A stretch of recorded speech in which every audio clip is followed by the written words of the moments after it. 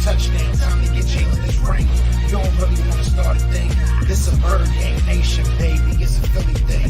Hater, and you looking like you type trash. I'm just here cool on Philly the podcast.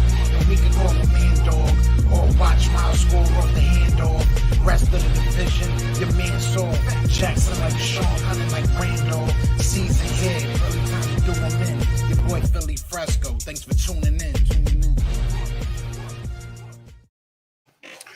What is going on, you guys? It's your boy Joe Castro, aka Philly Fresco, and it is another one. It is Philly the podcast. So today, as you see, we have a very, very special guest. We have former Pittsburgh Panther center Jimmy Morrissey. It's soon to be an NFL center.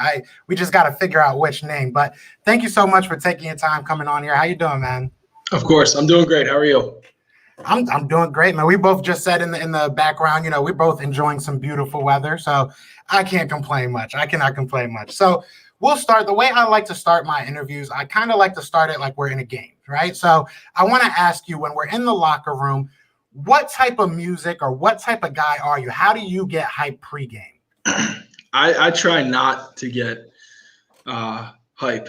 I already have the adrenaline rushing on game day, and I really don't need any external, any more motivation. So I try to stay calm and, just stay normal, because I saw a TED talk like years ago about how, if you don't practice to like hype yourself up like every day before practice, then like you're not going to, be optimally perform on game day. So I try to do like what I do on practice days. So I just, talk to my friends in the locker room, hang out, and I'm prepared. So I know what to do, and I just try to make sure my mind is cleared. So this last year, I got away from listening to music before games. I just try to collect my thoughts. I visualize for, right before we go out, we have like 10 minutes before coach brings us up, and I like to close my eyes and just picture the game. And that's probably when I really zone in. But other than that, I try not to get too high or too low. That's awesome. Yeah, sometimes you got to keep that even keel. You know what I'm saying? Like you said, not too high or not too low. Now, all right, so now we're leaving the locker room. You know what I'm saying? It's almost game time. You're walking through that tunnel, walking onto the field, wherever it may be. What do you play for, or who do you play for? Number one thing I play for would be my parents. My mom and dad. I was a walk-on at Pitt, and, when the entire country or all the college coaches and even some family members and friends didn't think I could play at that level, my parents, never had any doubt. So I play for my family, the ones who believed in me to get to the point where I was in college. And then I play for myself. So that's number two. I never want to let myself down. I'm a proud person. And then lastly, I play for my team. I play for the guys who grinded out all off season with me. And, I don't want to let any of them down at all. And I play for my coaches too, the guys that, put in the work and prepare us going into the game. I respect that. Yeah. I mean, I feel like, and you could probably agree with me, after a while, all of them start to merge, it all just becomes one big family and one big motivation. So that's awesome to hear. As you said, you have a pretty wild story about how you became a full-time starter. So take me back to that 2017 fall practice when you were told that you're getting the scholarship, you became the starter. What were the emotions that ran through you? I mean, that's got to be, otherworldly. So I knew going into, it was my redshirt freshman year, I knew that camp I had an opportunity to win the spot, and I kind of knew, I could do it. So and once you earn the starting spot, you earn your scholarship as a walk-on at Pitt. There's no, ifs, ands, or buts. If you start, you have a scholarship. So they went hand in hand with each other, and I thought that I was just going to get a call up to Coach Narduzzi's office. Hey, Jim, congratulations, you're on scholarship. Looking forward to you being the center. But it actually turned out one day at practice, our starting quarterback, Max Brown, fumbled snaps intentionally, which I didn't know. And he was an old vet, he's a fifth-year guy. He was experienced, and I was trying to figure out what was going on. And I was panicking because, even though I won the competition that week, I was still what's going on? I'm fumbling snaps. But at the end of practice, coach was yelling at us, come up here and show everybody how you can snap. And I was furious because, initially I was like, how could this be my fault? I don't think I'm giving bad snaps. Like, and somebody came up to me during practice, like, hey, Max is dropping them on purpose. And I'm like, what the heck's going on? So Max was in on it. I had to go up. Max handed me a ball in front of the entire team. I was like, I'm really about to do center exchange right now in front of the entire team after a summer camp practice. And he handed me a ball and said, congrats, Jimmy, you're on scholarship. And, it completely caught me off guard right there. And it was one of the best days of my life. Going into the locker room, celebrating with my teammates, hugging everybody, saying thanks, to the coaches who helped me get there. And then the calls to my parents and, my family. That was, an ultimate Pitt memory of mine. So it was something that I worked for, and I was happy to achieve it within a year. Yeah, that's incredible. Just listening to it, it kind of went a little viral. The clip of it, kind of went a little viral. People were definitely talking about it when it happened. But just hearing you bring back up the story, it's definitely a touching story. It was incredible. So kudos to you for that, for sure. Now to keep on your team a little bit, you're not the only highly touted draft prospect on your team. You've been able to play with some pretty good guys. A couple guys like Paris Ford, Patrick Jones, Jalen Twyman. Hopefully I'm saying his name right. Yeah. How is it, good. I did say right. Good. How was it, kind of growing up with these guys and just, being in a room with a bunch of talent like that? It's great. It's everything you asked for. And that's really the reason why I took the chance of going to a university like Pittsburgh and playing at that level. It's because I knew I was going to be going against NFL talent every day. And that's the ultimate dream and goal. So the quicker you can surround yourself with guys of that talent, the easier it is once you get to that level, I think. And I was fortunate enough to go against Jalen Twyman, Rashad Weaver, Pat Jones, who are all highly, they're high draft prospects this year. And I practically went against an NFL D line during camp the past couple of years. So I think I'm prepared for the next level because of those, guys and many others too. And it's nice having Bryce Hargrove, who will be an NFL guard next year, my left guard this year. So it's great. I've been around, surrounded by those guys, and we all feed off each other and make each other better. Yeah, a little background story. I am a Penn State fan, so I do see you guys very closely. So, yeah, and you guys have some great talent, as much as it hurts to say. You guys put out a really good team this year. So to keep kind of on your teammates and everything, you did play against them again in your Senior Bowl experience, if I'm not mistaken. Now, that again, another, you don't take things the easy way, which I like. The Senior Bowl experience, you had a kind of a crazy day with that. You had to get down there in one day. Can you just kind of explain to me how that went and how the whole experience was? I did. So I always thought I was going to get an invite to the Senior Bowl. I thought I was one of the top centers. I still do think I'm one of the top centers in the country. And the way it worked out, I just didn't catch an invite. So, but Jim Nagy was telling my agent, like, hey, we might invite him midweek or, last minute. And I was like, so just stay ready. So worked out all week was, hey, Tuesday I might get that call, go down practice tomorrow, Wednesday. Wednesday I might get that call, go practice on Thursday. Friday, I was like, all right, I'm losing hope. The game's tomorrow. So I get back Friday. I get back Friday morning to my apartment after I've done my workout, and my agent calls me. He's like, hey, I got Jim Nagy on the other line. Jim patches through. He's like, hey, Jimmy, we think you're a hell of a player. We're sorry we couldn't get you here earlier, but we have injuries right now, and we'd love for you to come down and play if you would like to. He's like, Panthers coaches said they can get you up to speed in a night. And I said, there was no doubt in my mind I was playing in that game tomorrow. So I hopped in my car. I think I got the phone call at 11:30. Pensacola is like an hour and 15 away. I was in Mobile by 1 o'clock, getting my COVID testing, and then met with the Panthers coaches, and that night learned the playbook and then played the next day. And you had yourself a game too, if I'm not mistaken. You had a little bit of trash talk with one of your former teammates.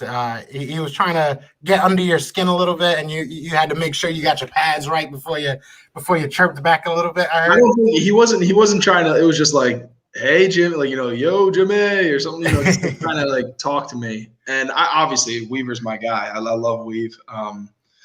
But he had been playing. I just. I played the second, third, and fourth quarter. They were rotating series. So he's been in, and, it's my first time playing since December 10th. So I get in there. I'm like, I before I start talking trash, I got to get my pad set and, I have to hit somebody, which I haven't done in months. So, but it was great to play against Rashad and Pat and, DeMar also, who I didn't, go against physically, but it was great going against those guys. That's awesome. So now let's keep on Nagy for a second. I was reading something that he was quoted in, and a comparison that I kept on here, not just from him, was Marquise Pouncey, and the label I kept seeing was a mauler. Now, sometimes scouts just throw out labels, but I want to know, how would you compare? Who would you compare yourself to, and how would you label your game?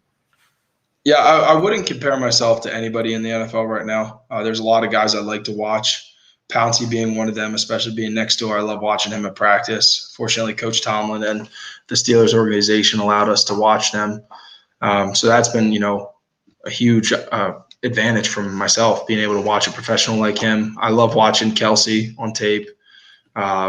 J.C. Treader of the Browns, I think he's a phenomenal zone blocker. I like watching him, and Corey Linsley from the Packers. There's a handful of guys I watch film on who I try to take little things from them all. But myself as a player, I consider myself a technician, a smart guy who's tough, and his team can depend on him. So who has a really good brain and has a great mentality and a approach to the game of football. Definitely, and you're very durable. 36 starts, if I'm not mistaken, over your career. You 47. started. I'm sorry. 47. 47. I'm sorry. Excuse me. There you go. I'm glad I said, if I'm not mistaken. So even more durable. But you started every game at center, and you played one game at guard, if I'm not mistaken. Am I correct about that? I started 46 at center, and then I got one game at guard against Boston College this year. Okay, so how was that experience? And is that something you want to build upon, maybe become a little bit more versatile at the next level? Kind of a similar story to, I guess, the Senior Bowl. But we had a guard who, tweaked his knee Wednesday afternoon in practice, and it wasn't anything serious. He just couldn't play that weekend. And the way it happened to be is my backup center, Owen Drexel, was a heck of a player. Really good player, smart, great at center. And our Coach Borley, came to me and he's like, hey, you're playing guard tomorrow or, on Saturday. So Thursday I had it's like a spider shell practice where we're just wearing these light pads. We don't really hit at all. So I had Thursday morning to practice and rep my right guard's sets and steps, and then played Saturday. First time I ever played guard in a game since 2014 in high school. That's crazy. It was great. I love the experience, and it's not. I just haven't had the opportunity really to play guard. So my team always just needed me at center, and that's where the coaches thought I was best at. And so I just excelled at playing center. And then when the opportunity presented itself, I was fortunate that Coach gave me a shot, Coach Borbley, and they had enough trust in me to go in there and play. So I thought I played decent that game, but it's definitely something. I think I can play guard. I know I can. I just happened to play center for majority of my career. Yeah, versatility is king in the NFL, especially. So, now you did bring up Jason Kelce a little bit. Obviously, this is a Philadelphia Eagles podcast, so you won a lot of points with that, and being from Philly, you won points already. Yeah, everybody loves you already, trust me. But we sometimes take for granted what we have in Jason Kelce. So can you, in maybe your own words, kind of explain what the job and the lengthy responsibilities are of a center and what you do game day?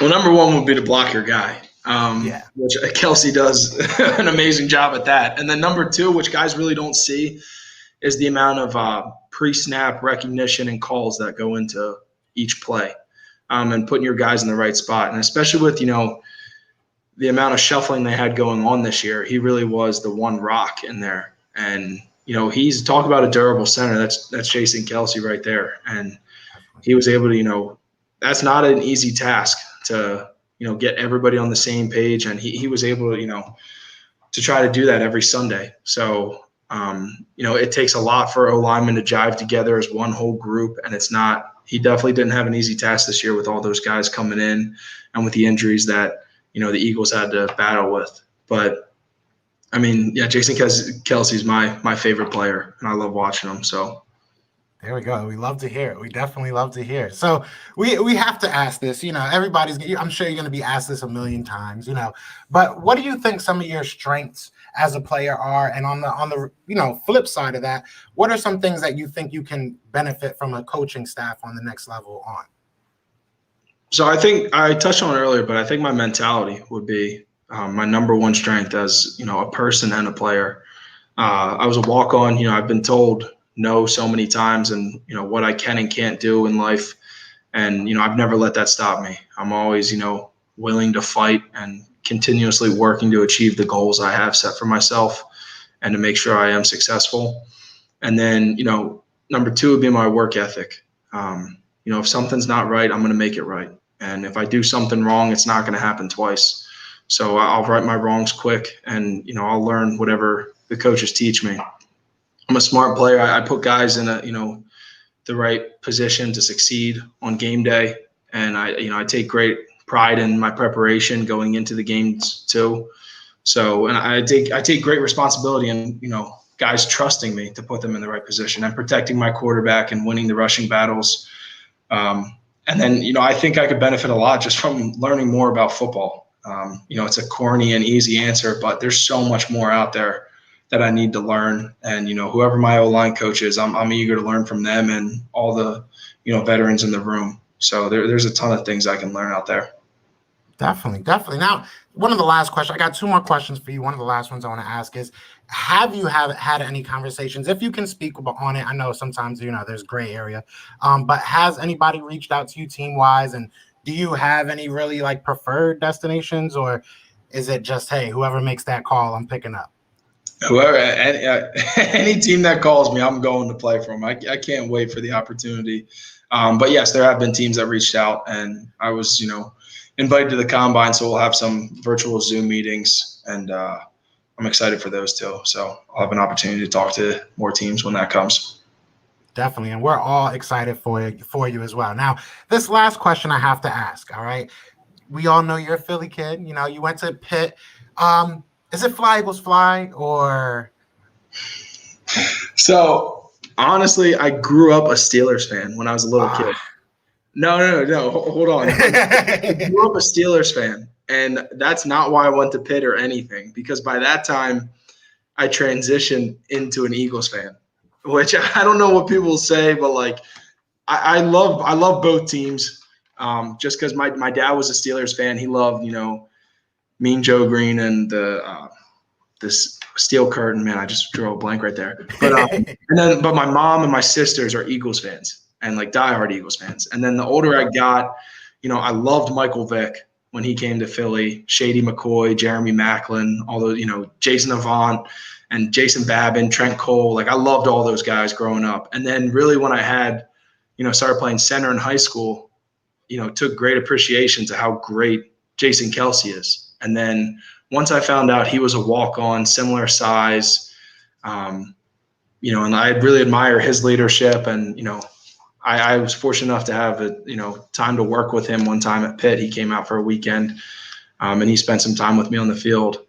That's when I really became an Eagles fan, I guess. So that's awesome. Shoot, my story sucks compared to that. I just went to a game, that's an awesome story right there. Yeah, no, I won't hold your past against you because, full disclosure, my whole family is Giants fans. I'm literally the black sheep, so I won't hold it against you. You're on the right side now. I was different. I was AFC, NFC. It was just the same. Exactly. But yeah, Mike Vick was probably the one that I went to a training camp there. My uncle took me. And I met Mike Vick, and I have a picture with him and when I was a little kid. So I just liked Mike Vick when he came to Philly. That's awesome. Well, like I said, man, I am definitely rooting for you. I know you're probably going to go before we pick with my luck, but I can't wait to be rooting for you on Sundays, man. And I appreciate your time so much. Thank you for just coming on here and talking some shop with us, man. Of course. Thanks for having me, Joe. No problem. God bless and good luck on everything with the NFL draft, man. Thank you. Have a good one. You as well, man.